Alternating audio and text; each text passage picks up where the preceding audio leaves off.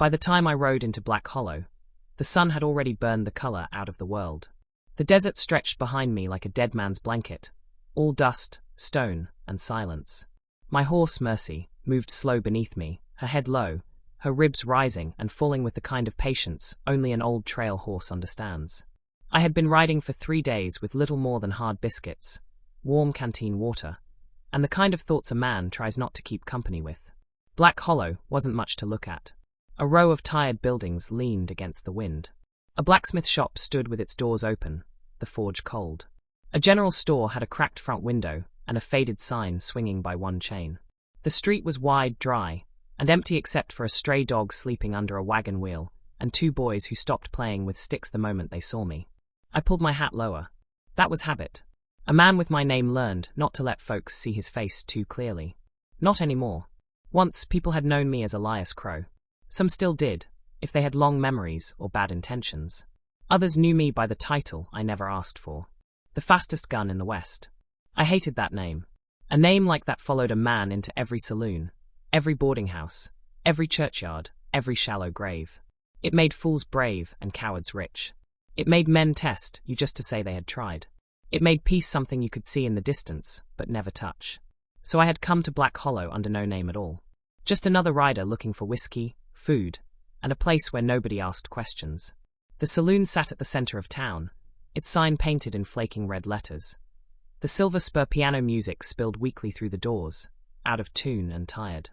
I tied Mercy to the rail, patted her neck, and stepped onto the porch. Inside, the air smelled of tobacco, sweat, spilled beer, and old pine soaked in years of regret. Men sat hunched over cards. A ranch hand snored in the corner. 2 women in bright dresses leaned near the bar, laughing without joy. Nobody looked up for long. Good. I walked to the bar and set down a coin. "Coffee," I said. The bartender, a thick man with a grey beard and suspicious eyes, stared at me like coffee was a personal insult. "Whiskey's cheaper." "Coffee." He grunted, took the coin, and poured me a cup from a blackened pot. It tasted like burnt rope, but it was hot. I took a table in the back, where I could see both doors and the mirror behind the bar. Old habits again. The kind that keep a man breathing. For a while, nothing happened. That was what I wanted. The piano played. Cards slapped wood. Men muttered over bad hands and worse debts. Outside, the wind pushed dust along the street in thin, restless lines. Then the doors opened. Every sound in that saloon seemed to bend toward her. She stepped in like she had been running from the end of the world. Her hair was red. Not the soft red of autumn leaves, but a fierce, bright copper that caught the lamplight even beneath the dust. It hung loose around her shoulders, tangled from the trail. Her green dress was torn at one sleeve, stained near the hem, and covered in desert grit. One side of her face had a bruise just below the cheekbone. But it was her eyes that held the room. Green eyes. Sharp, terrified, and burning with a stubbornness I recognized. She was afraid. But she had not broken. The bartender straightened. A poker player slowly set down his cards. The woman stood just inside the doors, breathing hard, searching every face. When her gaze found mine, something changed in her expression. Recognition. That was when I knew my piece had ended. She crossed the room toward me, stumbling once before catching herself on the edge of a table. A drunk laughed under his breath. She ignored him. I kept my hand near my coffee cup, not my gun. Not yet. When she reached my table, she leaned close and whispered, "Are you Elias Crow?" The name struck the table between us harder than any fist. A few men nearby stopped pretending not to listen. I looked at her for a long moment. "You've got the wrong man." No, her voice trembled, but her eyes did not. "I don't." I said nothing. She swallowed, then lowered her voice even more. "They told me if anyone could keep me alive, it was the fastest gun in the West." I felt every man in that saloon hear it. The piano stopped. A chair creaked. Somewhere near the bar, a man whispered, "Crow?" I should have stood up and walked out. That would have been the smart thing. But the woman's hand slipped from the table, and I saw blood on her palm. Not much, but enough. She had wrapped a strip of cloth around her wrist, and it had soaked through. "Please," she said. I wouldn't ask if there was anyone else. I looked past her, toward the front windows. The street outside was no longer empty. 3 riders had stopped in front of the saloon. Then 2 more appeared beside the general store. Dust rolled around their horses' legs. Their coats were dark. Their hats were low. They sat too still to be townsmen, and too spread out to be passing through. "Hide guns." The woman saw my face change. They followed me, she whispered. How many? I counted 6. There are 5 outside. Her mouth parted slightly. I reached for my coffee and took one last drink. Means one's already inside. The room seemed to shrink around us. My eyes moved through the mirror behind the bar. Faces. Hats. Hands. Fear. Curiosity. Greed. Then I saw him. A man near the far wall, wearing a brown coat, too heavy for the heat. His right hand rested under the table, where no honest man keeps it. He wasn't looking at the woman. He was looking at me. I sighed. I told you, I said quietly. You had the wrong man. The woman's face fell. Then the man in the brown coat stood. His pistol cleared leather. Mine cleared first. The shot cracked through the saloon like lightning trapped indoors. His gun flew from his hand before he ever pulled the trigger. He screamed and fell backward, clutching his wrist. Men dove under tables. A woman shrieked. The bartender dropped behind the bar, so fast his boots hit the shelf. Outside, someone shouted. Then the front windows exploded. Glass burst inward as bullets tore through the saloon walls. Bottles shattered behind the bar. The piano player vanished beneath his bench. A lantern swung wildly from the ceiling, throwing shadows like ghosts across the room. I grabbed the red-haired woman by the arm and pulled her down behind my table. What's your name? I asked. She stared at me like I had gone mad. Now would be a fine time to tell me. Clara, she gasped. Clara Whitmore. Another volley ripped through the room. Wood splintered above my shoulder. Well, Clara Whitmore, I said, drawing my second revolver from beneath my coat. You picked a hell of a night to need help. Her breathing shook, but she managed to say, I'm sorry. Be sorry later. I kicked the table over, giving us better cover. A bullet punched through it almost immediately, close enough to spray my sleeve with splinters. The men outside were not drunk fools. They fired in rhythm, forcing everyone down, waiting for movement. Professionals, or close enough. I glanced toward the back hallway. Kitchen door. I shouted.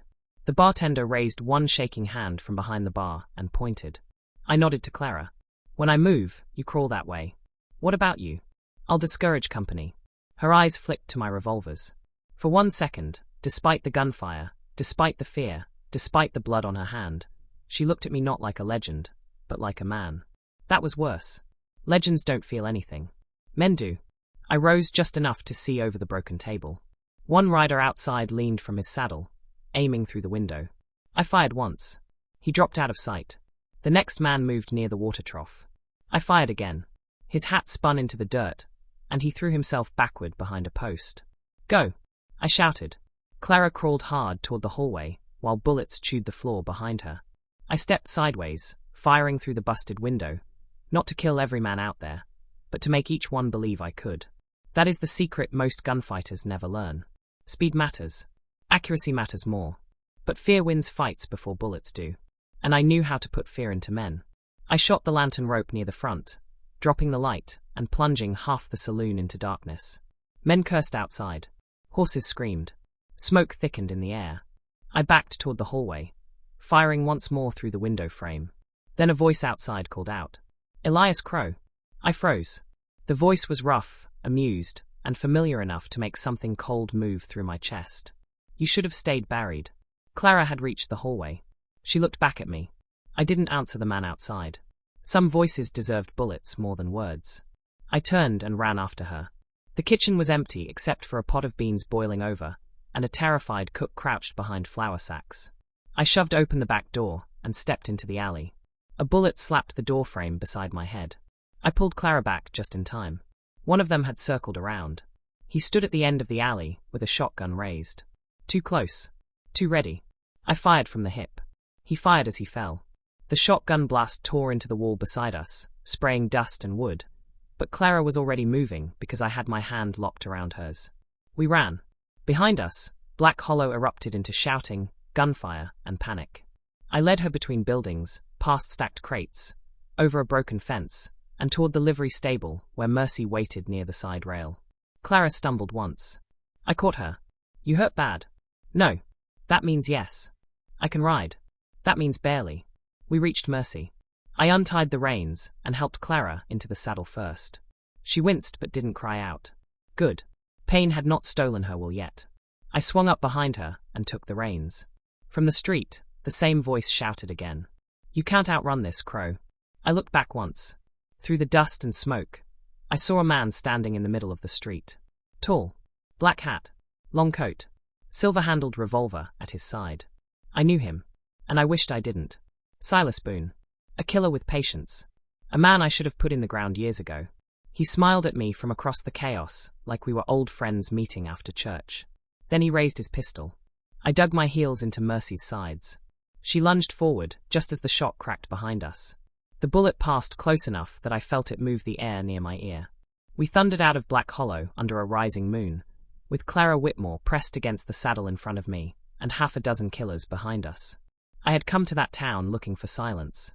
Instead, I had found a red-haired woman, an old enemy, and a war I did not understand. And as the lights of Black Hollow disappeared behind us, I knew one thing for certain. Whatever Clara was carrying, men were ready to die for it. More importantly, they were ready to kill me for it too. We rode through the night without speaking.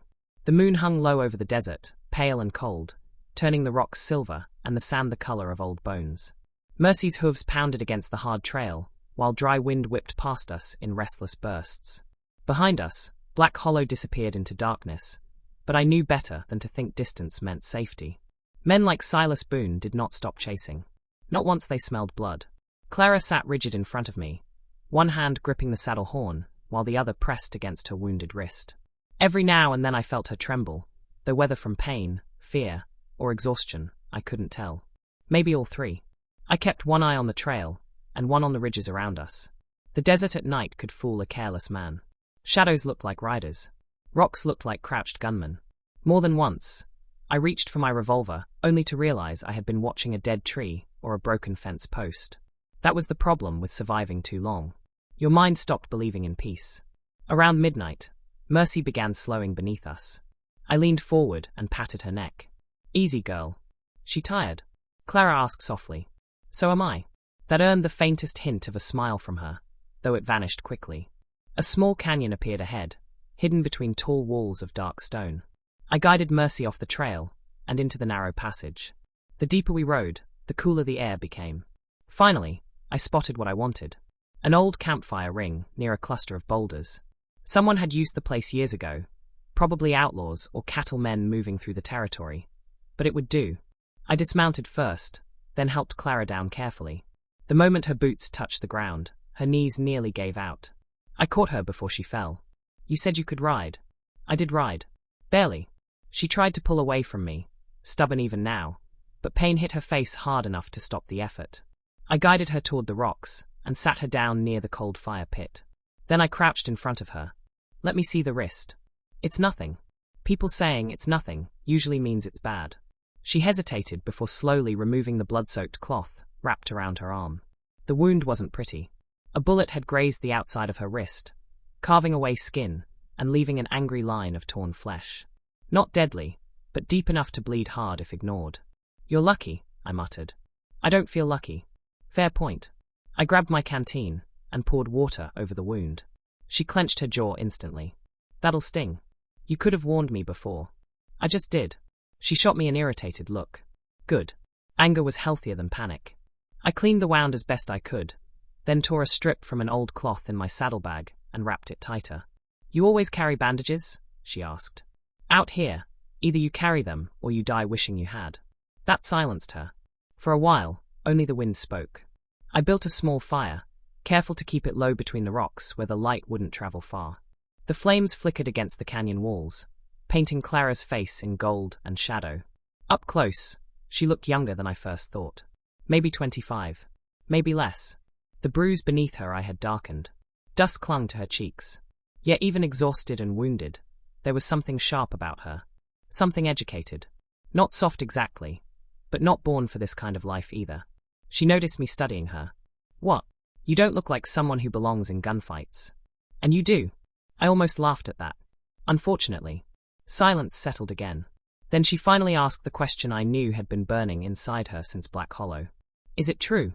I stared into the fire. "What part?" "That you're Elias Crow." The flames cracked softly between us. I could have lied again, but there was no point anymore.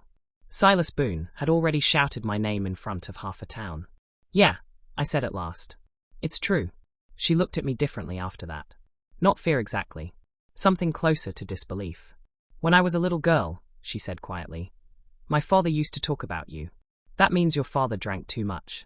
He said you once killed 4 men before any of them managed to fire. He exaggerated.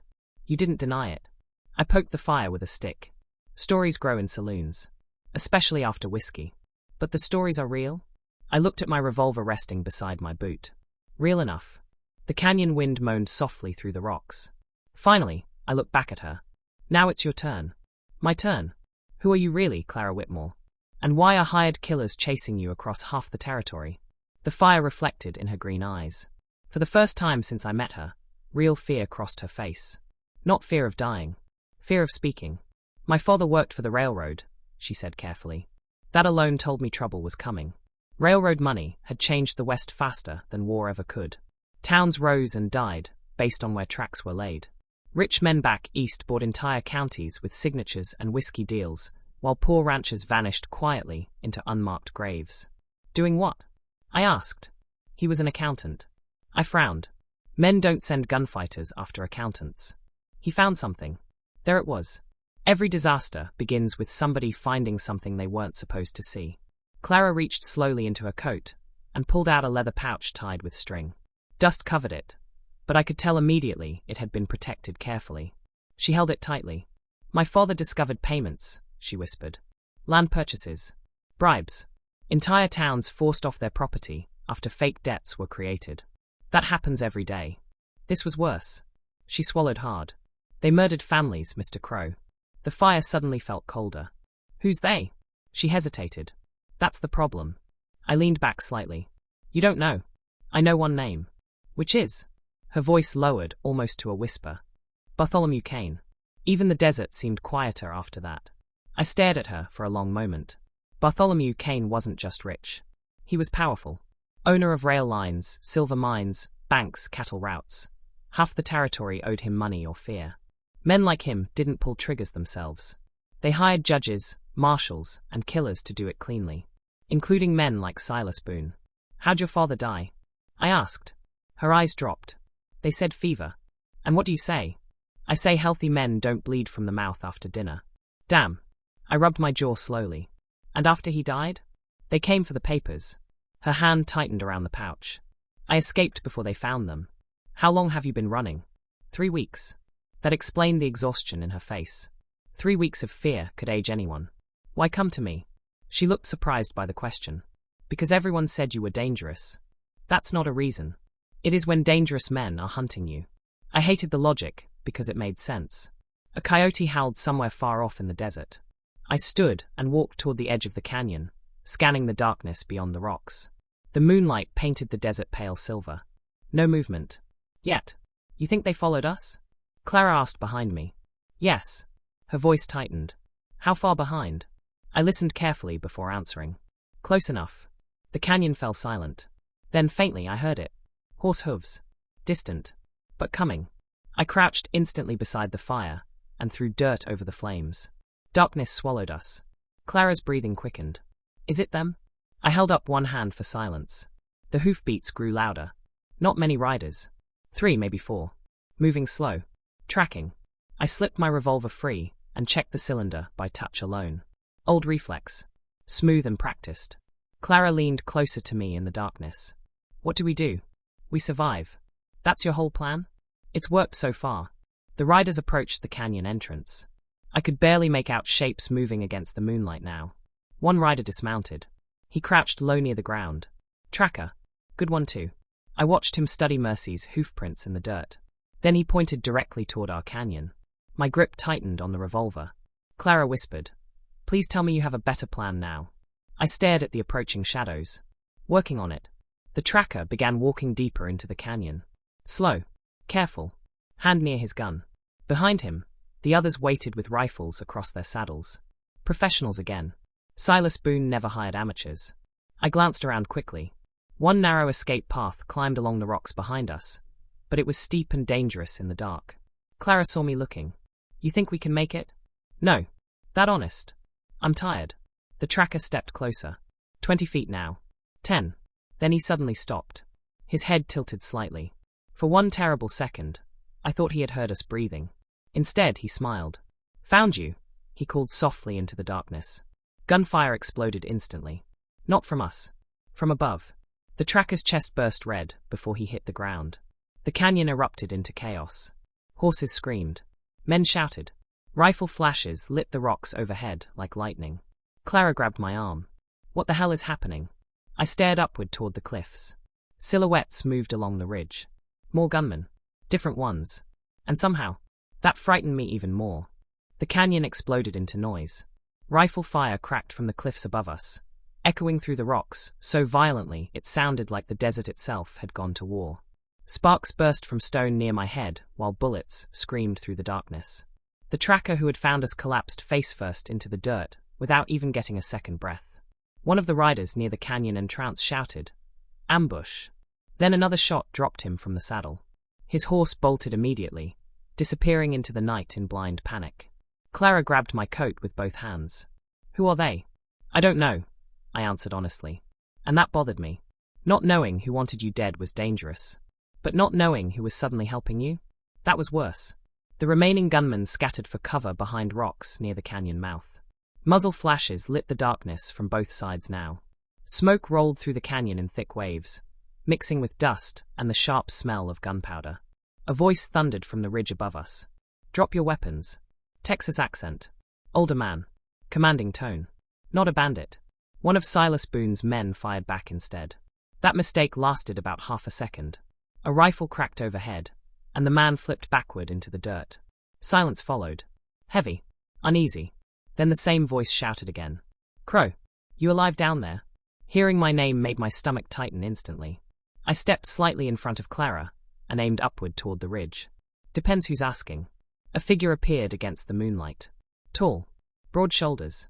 Long grey coat. Rifle resting easy in his hands. Even from that distance, I recognized him. "Damn," I muttered. Clara looked at me nervously. "You know him?" "Wish I didn't." The man started climbing down the rocks carefully with two others behind him. By the time his boots touched the canyon floor, I already had my revolver leveled at his chest. He looked older than the last time I'd seen him. More grey in the beard. More scars around the eyes. But Marshal Gideon Price still carried himself like the kind of man who expected trouble to move out of his way. "Well," he said dryly, "you still point guns faster than you say hello. You still arrive where nobody invited you." One corner of his mouth twitched slightly. That was the closest thing Gideon Price ever came to smiling. The two deputies behind him kept their rifles lowered, but ready. Smart men.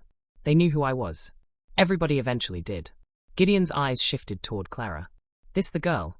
I didn't lower my revolver. "Depends who's asking." His gaze returned to mine. "You always this friendly?" "Only with lawmen." That actually earned a quiet laugh from one of the deputies. Gideon ignored it.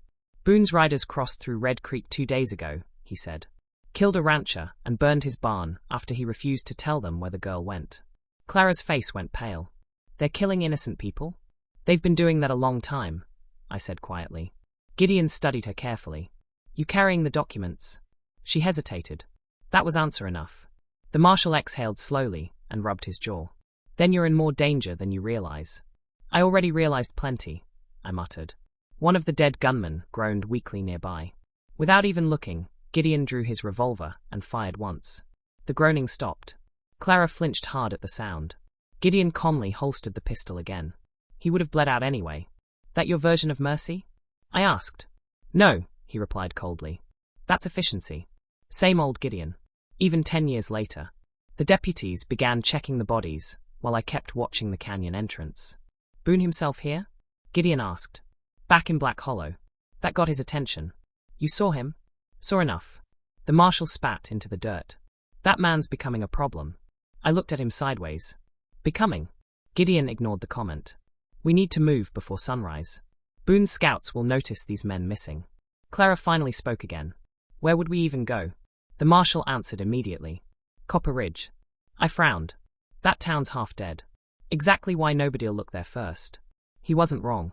Copper Ridge used to be a booming silver town years ago, before the mines dried up. Now it mostly housed gamblers, drunks, widows, and men hiding from something. Which made it perfect. I finally lowered my revolver. "Barely." "Fine," I said. "But if this turns into a trap." "You'll shoot me?" Gideon interrupted. Elias, you've threatened that since 1878. And one day I may mean it. You always mean it. Clara looked between us carefully. You two know each other? Gideon answered first. We used to chase the same outlaws. That's one way to describe it, I muttered. The truth was uglier. Years ago, before I disappeared, Gideon Price had been one of the few lawmen in the West who couldn't be bought. We had worked together exactly twice. The first time ended in a gunfight. The second ended in a cemetery. After that, we avoided each other. Mostly. By dawn, we were riding again. The desert slowly turned gold beneath the rising sun, while heat crept back into the world. Clara rode beside me now on one of the spare horses taken from Boone's dead men. Her wrist was stiff, but she hid the pain better today. Gideon rode ahead with his deputies, scanning the horizon constantly. Nobody relaxed. Not even a little. Around midday, Copper Ridge finally appeared in the distance. The town sat between rocky hills beneath a haze of dust and heat. Old mine structures leaned crookedly against the landscape like skeletons. Smoke drifted lazily from a few chimneys, but most buildings looked half abandoned. Still alive. Barely. As we entered town, people noticed us immediately. Not because travelers were unusual. Because trouble recognized trouble. An old drunk sitting outside the saloon squinted toward me through the sunlight. Then his eyes widened. Holy hell, he whispered. Wonderful. I pulled my hat lower. Too late. Whispers spread quickly along the street. Crow. Elias Crow. Thought he was dead. That's him. I hated fame more every year. Clara leaned slightly toward me. You really can't go anywhere quietly, can you? No. The saloon doors opened before we even reached them. A large man stepped outside slowly. Tall. Wide shoulders. Black vest stretched over a thick chest. One eye clouded white from an old injury. The moment I saw him, my entire body tensed. Oh, you've got to be kidding me. The man grinned slowly. Elias Crow. I heard Clara whisper. Who is that? I never took my eyes off him. Trouble. The big man walked toward us with heavy steps, his boots grinding dust beneath them. Jonah Briggs. Former gunslinger. Former outlaw. Former friend. And one of the few men alive who had once nearly killed me. Well, Briggs said, stopping a few feet away. This is unexpected. Gideon immediately rested one hand near his revolver. Briggs noticed and chuckled. Relax, Marshal. If I wanted Crow dead, he wouldn't have made it into town. That's comforting, I said flatly. Briggs' good eye shifted toward Clara. And who's the lady? None of your business. She your wife? Clara almost choked. I ignored him. Briggs laughed loudly. Damn, Elias. You still got that cheerful personality. He looked older too. Harder. But the dangerous part remained exactly the same. Men like Jonah Briggs never truly stopped being killers. Why are you here? I asked him. I own the saloon now. That surprised me more than it should have. You? Owning something legal? People change. No, I said. They usually don't. For a brief second, the humor faded from his face. Then he shrugged. Fair enough. One of Gideon's deputies suddenly rode back from the edge of town fast. Marshal. Every head turned. The deputy looked pale. Riders coming. My hand instantly dropped to my revolver. How many? Maybe 12. Damn. Too fast. Boone moved quicker than I expected. Gideon swore under his breath. Briggs cracked his neck slowly and glanced toward the street beyond town. Well, he muttered. Looks like Copper Ridge is about to get exciting. People were already retreating indoors. Windows slammed shut. A woman grabbed 2 children and hurried across the street. Fear spread fast in frontier towns. Most folks understood exactly what armed riders meant. Death. I looked toward the distant ridge line. Dust clouds approached rapidly now. Too many riders. Too organized. And at the center of them, even from far away, I could already make out a familiar black coat. Silas Boone. He had found us again. Clara stepped closer beside me. What do we do now? I stared at the approaching riders. Old instincts returned so naturally, it almost made me sick. The measuring. The angles. The timing. The places men would die. I slowly loosened my revolver in its holster. Then I looked at Jonah Briggs. You still know how to shoot? The giant gunslinger grinned immediately. Oh, he said. Now I'm starting to enjoy this. The riders kept coming. And for the first time in years, I could feel the old monster inside me waking up again. The riders entered Copper Ridge, like wolves stepping into a sheep pen. Slow. Confident. Certain. Dust rolled around their horses while townsfolk vanished behind locked doors and shuttered windows. The street emptied so fast it felt like the town itself had stopped breathing. At the front of the riders sat Silas Boone. Black hat, long dark coat, silver-handled revolver resting low on his hip. Even from a distance, the man carried danger like it was stitched into his bones. Beside me, Jonah Briggs muttered, "Still dressing like a funeral preacher, I see." I ignored him. My eyes stayed on Boone. The last time I'd seen Silas Boone, this close, was 7 years ago in Kansas City. He had been younger then, meaner in the reckless way hungry killers often are. Now he looked colder, sharper, more patient. That made him worse. Gideon Price stepped slightly ahead of us in the street, his marshal badge catching the afternoon light. "This town's under my protection," he called out firmly. "You ride in peaceful, or you ride out dead." Silas smiled faintly. "Marshal," he said, "still pretending the law means something. Still pretending you're smarter than everybody else." "That's because I usually am." The riders behind Boone spread out carefully across the street. Professionals. Rifles across saddles. Eyes constantly moving. They expected violence. So did I. Clara stood near the saloon porch behind us, her injured wrist wrapped tight. Fear still lived in her eyes, but she held herself straighter now. Less like prey. Good. Fear keeps you alive. Panic gets you buried. Boone's gaze shifted toward her. There she is. Every muscle in my body tightened instantly. "You came a long way for one woman," I said. "She stole something valuable. She stole proof." His smile faded slightly at that. Interesting. Truth bothered him more than insults. Boone looked back toward me calmly. "You should walk away, Crow. People keep suggesting that. This doesn't concern you." I almost laughed. "Your men shot up a saloon and chased me across the desert. And yet you're still breathing. I'd say I've shown restraint." Jonah Briggs spat into the dirt beside me. "That's the dumbest thing I've heard all year." Boone ignored him completely. His attention stayed fixed on me. "Give me the girl," he said quietly, "and this town stays standing." Silence swallowed the street. A window shutter creaked somewhere nearby. Nobody moved. Then Clara stepped forward unexpectedly. "No." Her voice wasn't loud, but it cut through the street clean as a rifle shot. Boone studied her carefully. "You know what happens if you keep running? You kill more innocent people?" His expression hardened slightly. "That depends how difficult you make this." I glanced sideways toward Gideon. The marshal gave the smallest possible nod. Yeah, we were outnumbered, but not beaten yet. I slowly stepped forward into the center of the street. "You know," I said, "for a man with 12 riders behind him, you still sound nervous." A few of Boone's men shifted angrily. Boone himself just smiled again. "That confidence of yours still real, Crow? Or just habit? Come find out." For one dangerous second, I thought he might actually draw right there. Instead, Boone looked toward the buildings surrounding us.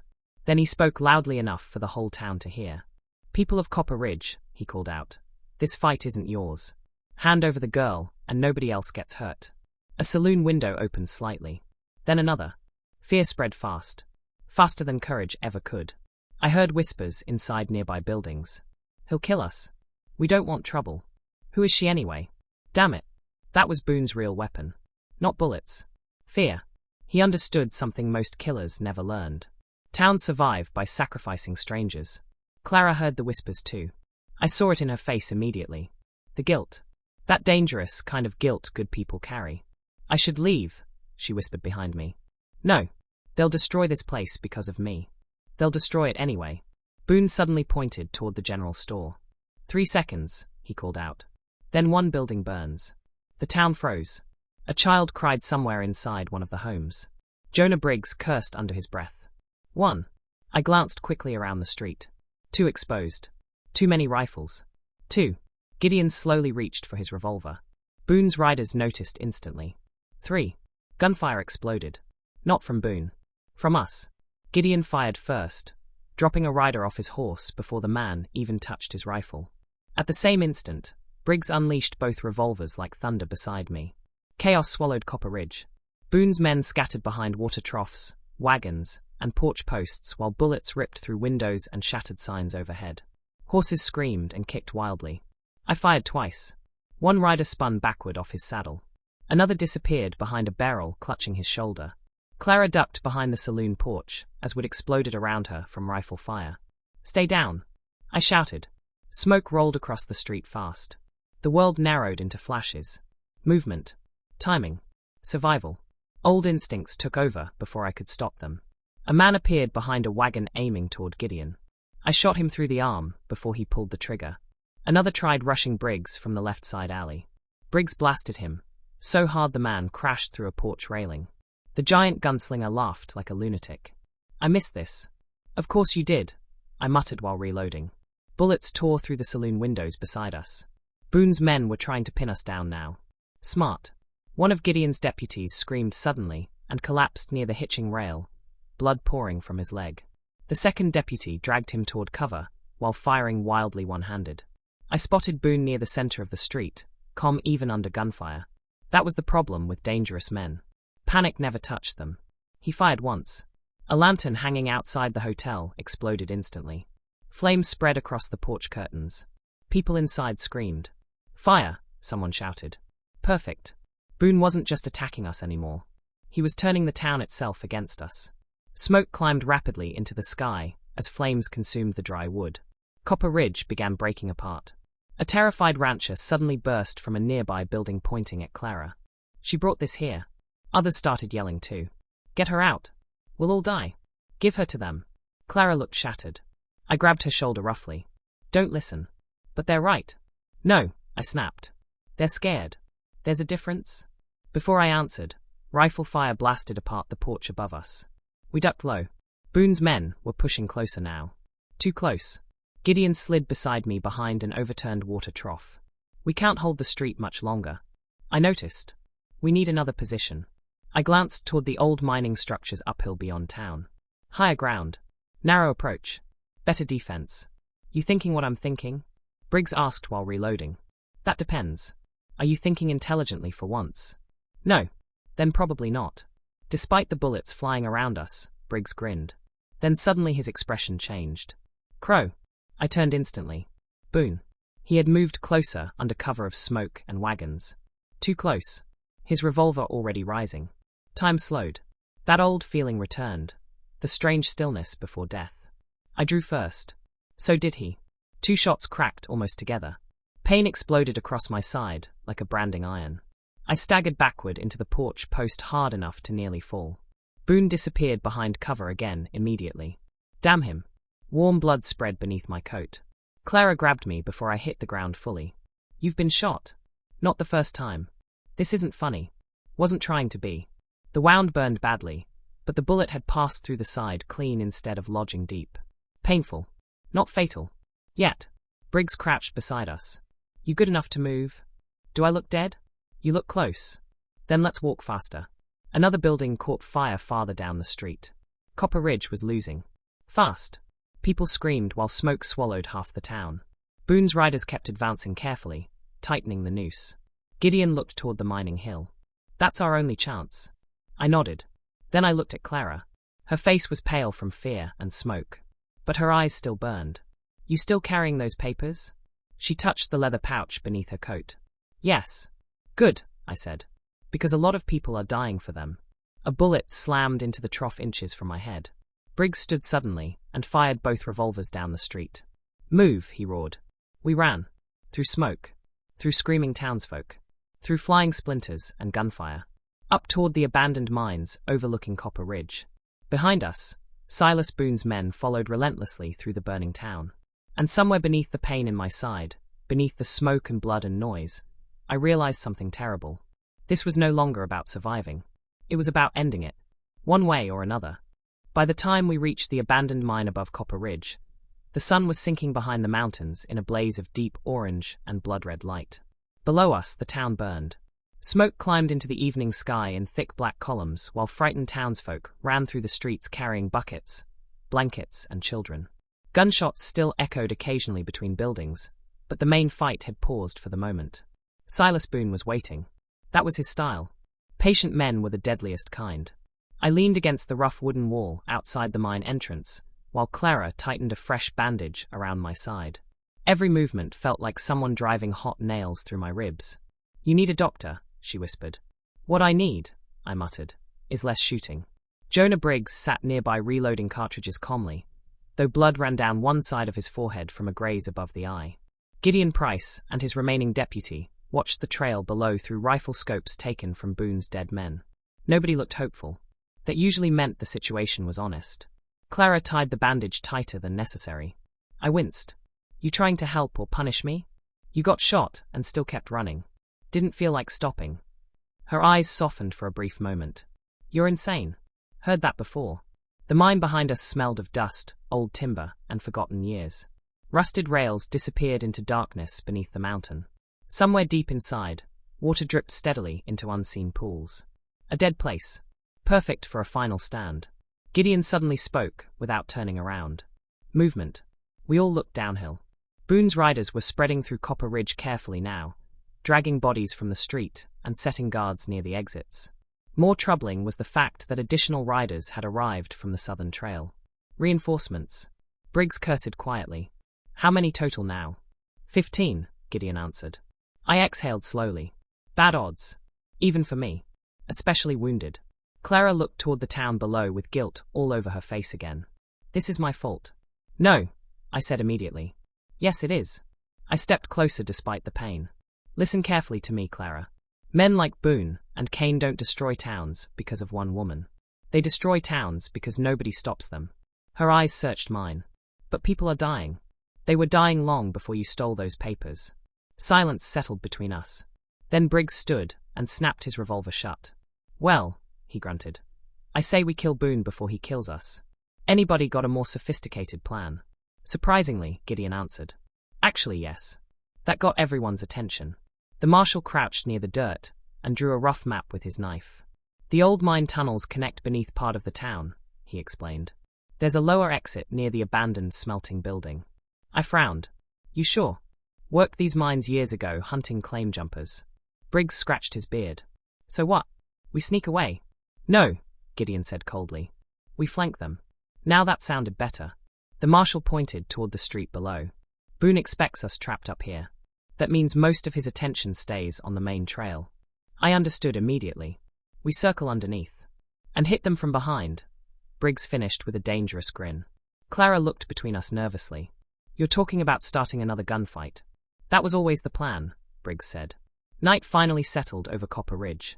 The flames below painted the darkness in flickering shades of orange, while smoke drifted through the hills like storm clouds. Somewhere in town, piano music played faintly from a surviving saloon. Strangely peaceful. The kind of peace that only exists right before men die. We entered the mine carefully. Lantern light danced along the narrow tunnel walls, while old beams creaked overhead. Dust coated everything. More than once I heard Clara stumble slightly behind me as we moved deeper underground. You all right? I asked quietly. I hate caves. Reasonable opinion. The tunnels twisted endlessly beneath the mountain. Rusted carts sat abandoned along tracks eaten by time. The deeper we walked, the colder the air became. Finally, Gideon raised one hand. Quiet. Voices. Faint. Ahead. We extinguished the lantern immediately. The darkness swallowed us whole. Then I heard it clearly. 2 men talking near the lower exit. Boone's guards. Damn. Briggs leaned close enough for me to barely hear him whisper. I'll take the left. Quietly, Gideon warned. Briggs looked offended. I can do quiet. No, I said. You really can't. Even Clara almost smiled at that. The guards remained unaware as we crept closer through the darkness. Their conversation echoed softly through the tunnel. Boone says Crow's finished. Good. Sick of chasing ghosts. Bad mistake. Never insult a gunfighter before checking shadows. Briggs moved first. Fast for a man his size. One guard barely turned before Briggs slammed him unconscious against the wall. At the same instant, I grabbed the second man from behind, covering his mouth while driving my revolver into the base of his skull. Both men collapsed silently. Clara stared at us wide-eyed. That was horrifying. Efficient, Gideon corrected. We emerged behind the smelting building at the edge of Copper Ridge. The town looked worse now. Several buildings still burned. Smoke drifted low across the streets. Boone's riders guarded the main trail, leading toward the mine exactly as Gideon predicted. Perfect. I spotted Boone immediately near the center of town. Still calm. Still patient. Still dangerous. The man stood near the watering trough, speaking with 2 riders while holding his silver revolver loosely at his side. Like he already knew how this night would end. I hated men like that. Gideon checked his rifle. 1 clean shot ends this. No, I said quietly. The marshal looked at me carefully. You want Boone yourself? Yes. Briggs laughed softly. Knew it. Maybe it was stupid. Maybe it was pride. Or maybe some men simply carry unfinished business too long. Either way, I stepped forward before anyone could argue. Boone noticed movement instantly. Of course he did. His eyes locked onto mine through the smoke-covered street. Then he smiled. Elias Crow, he called out calmly. There you are. His riders spun around, rifles rising. At that same second, Gideon and the deputy opened fire from behind cover. The street erupted into chaos again. Boone's men dropped fast under the surprise attack. Briggs charged like an angry bear through smoke and gunfire, roaring loud enough to terrify horses. I barely noticed any of it. My eyes stayed fixed on Boone. He moved sideways through the smoke with deadly calm, firing twice toward Gideon's position before ducking behind a wagon. I followed. Pain burned through my side with every step, but adrenaline buried most of it beneath colder instincts. The town around us vanished into noise and flashes. Then suddenly it was just him and me again. Same as years ago. Boone stepped from behind the wagon into the middle of the empty street. So this is how it ends, he said. Could have ended years ago. Yes, he admitted softly. But you let me live. That had been my mistake. Years earlier, after a robbery-turned-massacre near Wichita, I had Boone cornered. Young, bleeding, defeated. And I let him walk away. Mercy gets expensive. Boone slowly spun the revolver once in his hand. You know, he said, I always wondered if you were truly faster, or if men just feared you too much to try. Smoke drifted between us. The burning town crackled softly around the silence. My hand rested near my holster. So now you know, I said. He smiled. Then he drew. Fast. Ridiculously fast. But not fast enough. My revolver cleared leather, almost on instinct. 2 shots thundered together. For one endless second, neither of us moved. Then Boone's revolver slipped from his fingers. He looked down slowly at the dark stain spreading across his chest. A strange expression crossed his face. Not anger. Almost relief. He looked back at me one final time. You really are, he whispered. Then he collapsed into the dirt. Silence followed. Real silence this time. Around us, the remaining gunfire faded rapidly. Boone's surviving riders were fleeing now, disappearing into the desert night. Without Boone, they had lost their spine. I stood there breathing hard, while pain flooded back into my body, all at once. Then my knees nearly gave out. Clara reached me first. Easy, she said, catching my arm. I'm getting tired of being shot. That can probably be arranged. Despite everything, I laughed once. Weakly. Gideon approached slowly through the smoke while Briggs dragged one wounded outlaw across the street like a sack of grain. Well, Briggs announced proudly. That was entertaining. You need help, Gideon told me. I need whiskey. You need a hospital. Whiskey's faster. Clara looked at me for a long moment. The fires reflected in her green eyes, while ash drifted softly through the night air around us. You saved my life, she whispered. I shook my head slowly. No. I looked around the ruined town. At the smoke. The dead gunmen. The terrified survivors emerging from buildings. The truth did this, I said quietly. I just helped it stay alive long enough to matter. Weeks later, the documents Clara carried reached federal investigators back east. Bartholomew Kane lost rail contracts, mines, land, and eventually his freedom. The newspapers called it one of the largest corruption scandals in Western Territory history. Folks said justice won. Maybe. But justice in the West always came covered in dirt and blood. Copper Ridge slowly rebuilt. Gideon stayed to help restore order. Briggs somehow became a local hero, which still feels deeply wrong. And me? I was supposed to disappear again. That had always been the plan. But one morning, as sunlight rolled across the desert outside Copper Ridge, Clara found me saddling Mercy near the edge of town. You leaving? She asked. Thinking about it. She stepped closer. You always run after gunfights? Usually before them. That earned a small smile. For a moment neither of us spoke. Then she asked quietly, what if someone asked you to stay? Dangerous question. The kind that changes a man. I looked out toward the endless desert horizon. For years, I had ridden alone because I believed men like me belonged alone. Gunfighters don't build homes. They leave scars and graves behind them. But Clara Whitmore had walked into a saloon and shattered that lie with one desperate plea for help. Maybe legends die hard. But men can change. I looked back at her, then finally smiled for the first time in longer than I could remember. Well, I said softly, depends who's asking.